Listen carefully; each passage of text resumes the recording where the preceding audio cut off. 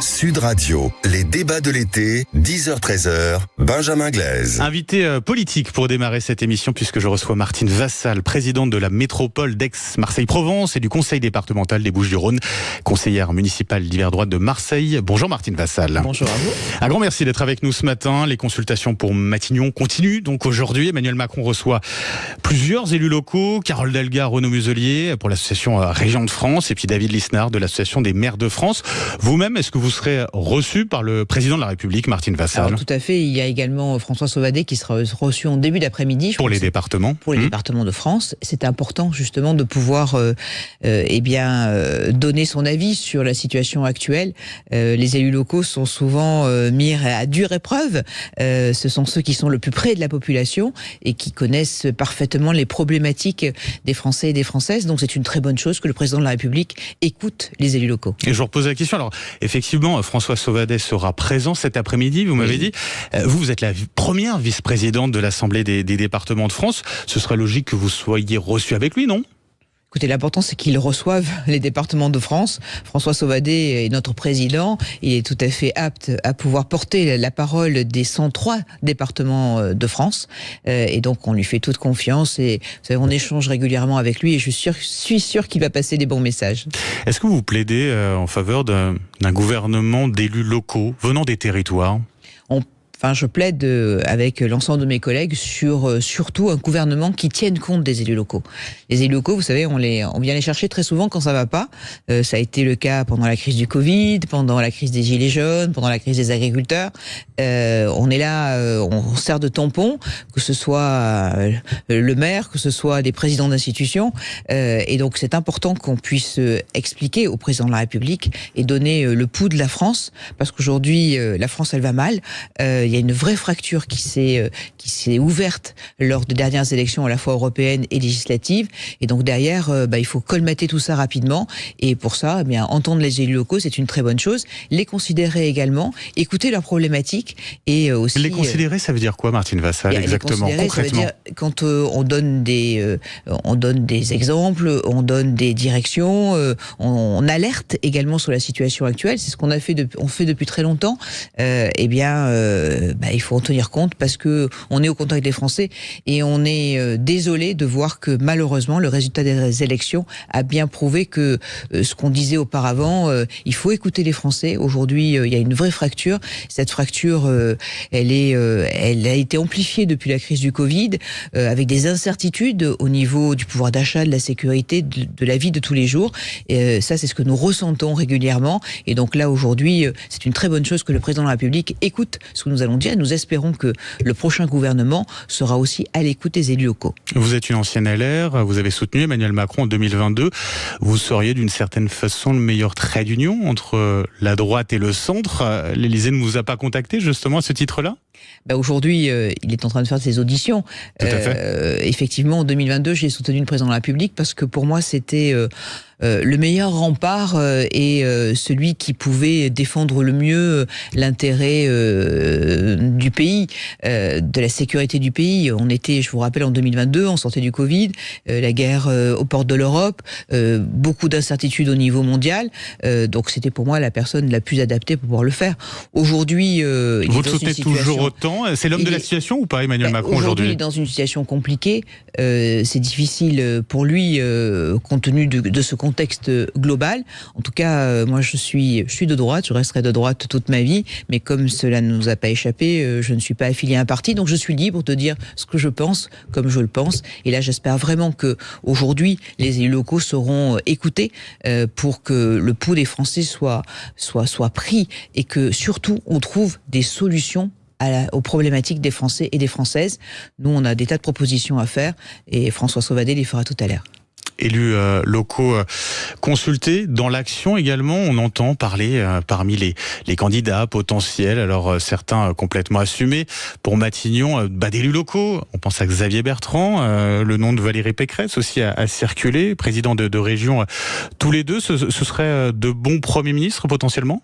Je pense que on est dans une situation un peu particulière en France qui n'a jamais eu lieu jusqu'à maintenant, parce qu'en général, quand un président de la République nomme un Premier ministre, ça va assez vite. Donc là, ça laisse toutes les supputations possibles et inimaginables. Ce qui est important, ce sont les projets, et ce qui est important, c'est ce qui va changer pour le quotidien des Français et des Françaises.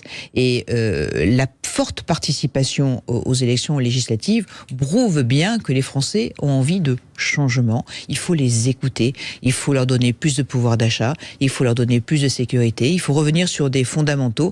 Et nous, à droite, si nous assumons nos valeurs, eh bien, je pense qu'on peut effectivement faire un trait d'union. Vous savez, moi, c'est ce que je fais au niveau local. Dans les 2 institutions que j'ai l'honneur de présider, eh bien, j'ai des élus qui sont des élus qui se rassemblent sur des projets.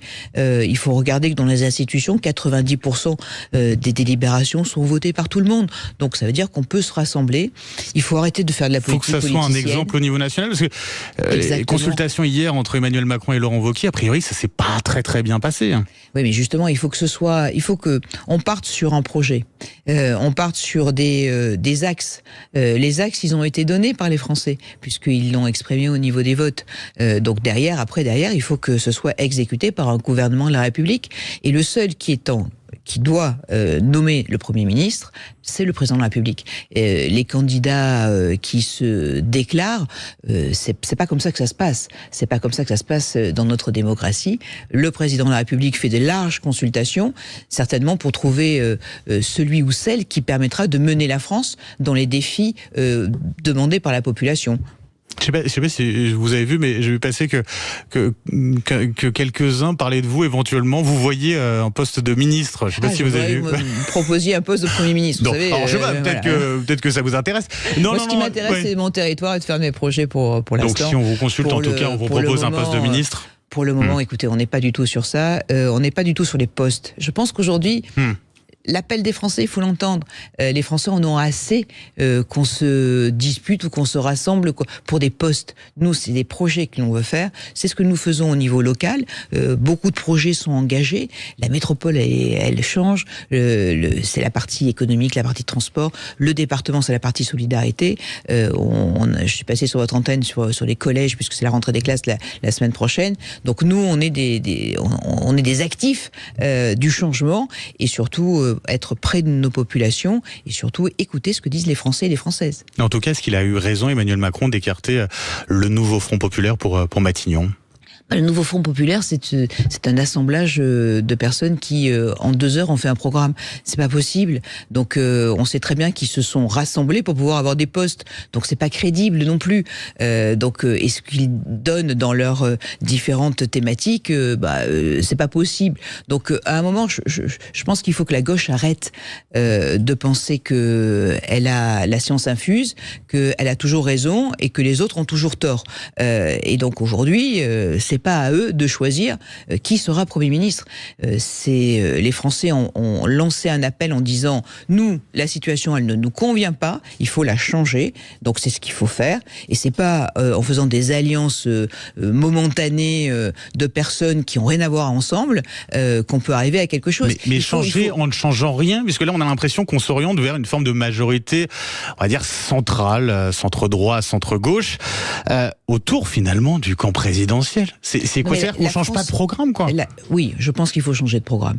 Véritablement, il faut plus de sécurité, travailler sur le pouvoir d'achat, c'est fondamental. Aujourd'hui, vous avez 50% des Français qui, le 15 du mois, sont à découvert, donc c'est pas normal.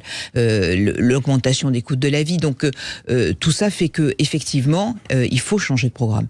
Et je crois que là, le message a été très clair, et le prochain gouvernement doit changer de programme, doit aller vers ces thématiques qui ont été choisies par les Français, et non pas par une alliance de ce nouveau Front populaire où LFI est majoritaire, où LFI impose sa politique, où LFI a fait depuis 2 ans, a donné un spectacle lamentable au niveau de l'Assemblée nationale et veut détruire notre système. Donc moi je me bats contre les extrêmes, que ce soit LFI, que ce soit le Rassemblement national. Donc derrière, il faut quelque chose d'équilibré, et il faut surtout quelque chose qui permette aux Français de mieux vivre, de bien vivre, de se sentir bien dans un pays qui est remarquable. Et quand on voit les Jeux Jeux Olympiques. Quand on voit cette ferveur qui s'est créée au niveau de l'unité nationale, on se dit que c'est possible, c'est faisable. Alors la France, elle est plutôt de droite, donc menons une politique de nos valeurs de droite.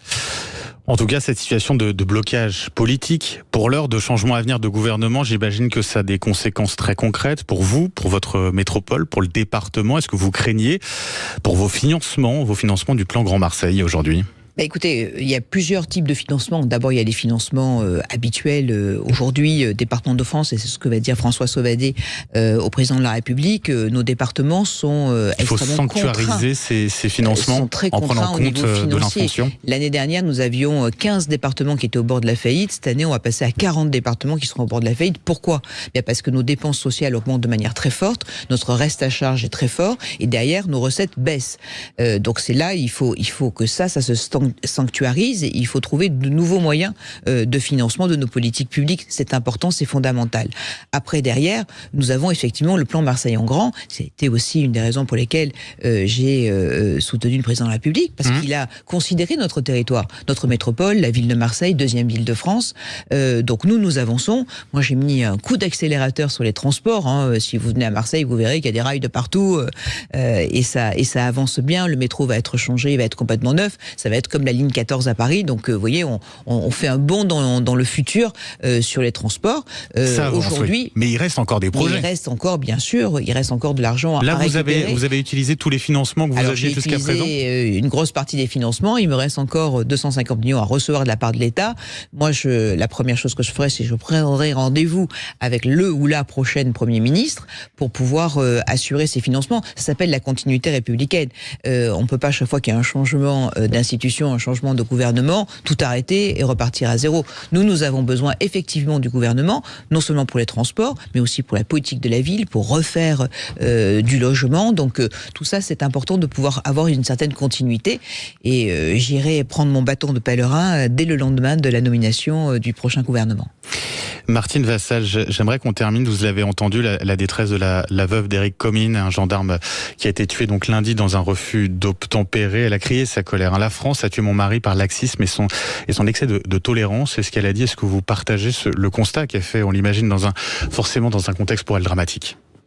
C'est inacceptable, et je comprends la douleur de cette épouse, laisser 2 enfants jeunes comme ça. Donc je ne vais pas commenter ce qu'elle a dit, parce que quand on est confronté à une telle douleur, on peut pas faire de commentaires, et la situation est inacceptable.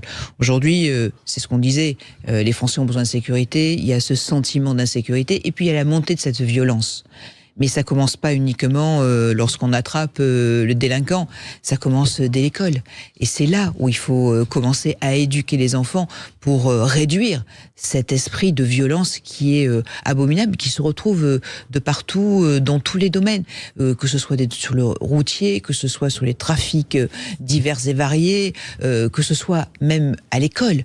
Ça commence très tôt pour le harcèlement des enfants, que ce soit par les jeux vidéo. Donc c'est pour ça que nous développons également beaucoup. Mais l'État n'est pas aujourd'hui à la hauteur de cet enjeu, finalement, de cette violence qui monte, comme vous le dites. C'est un peu le message qui a été lancé par les Français aux dernières élections. On a besoin de sécurité. On a besoin de se sentir bien quand on est en extérieur de chez soi. Et donc c'est pour ça qu'il faut mettre les moyens. Il faut faire de l'éducation, de la prévention. Moi, je crois beaucoup à la prévention, mais ça commence très tôt. Et donc oui, c'est une des thématiques que le prochain gouvernement devra prendre à bras le corps, parce qu'on ne peut pas continuer comme ça à avoir cette violence qui existe sur notre beau pays, la France. Avec des peines alourdies ou pas ? Vous parlez de prévention, principalement. Alors, les peines, c'est une chose, mais il ne faut pas en arriver là. Et donc, pour ne pas en arriver là, il faut monter toute une politique très forte. Je pourrais revenir pour vous parler de ce qu'on fait dans les collèges. Vous savez, le collège, c'est l'âge un peu compliqué de l'adolescent, où ça passe ou ça casse. Donc, de la 6e à la 3e. Et c'est aussi là où il faut orienter les politiques pour expliquer qu'on vit dans une société où tout le monde doit vivre ensemble, et que la violence n'a pas sa place dans notre pays, la France. Martine Vassal, merci d'être passée ce matin par le studio de Sud Radio. Je rappelle que vous êtes donc présidente de la métropole d'Aix-Marseille-Provence et du conseil départemental des Bouches-du-Rhône, conseillère municipale de Marseille. Merci, très bonne journée à vous. À bientôt.